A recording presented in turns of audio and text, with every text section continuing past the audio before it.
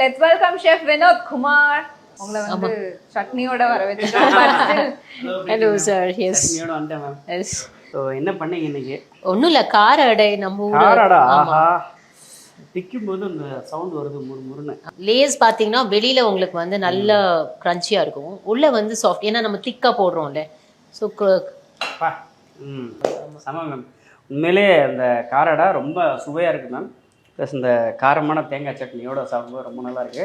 நீங்கள் ட்ரை பண்ணி பாருங்க. யா, நான் ஏன்னா சட்னிக்காவே நான் ட்ரை பண்ணுறேன். ஆமாம், நீ வா கூட மணலாம் ஹெல்ப் பண்ணிருக்கலாமா? ஆமா ஆமா ஷெஃப், சாப்பிடணும்ல நீ. Full help.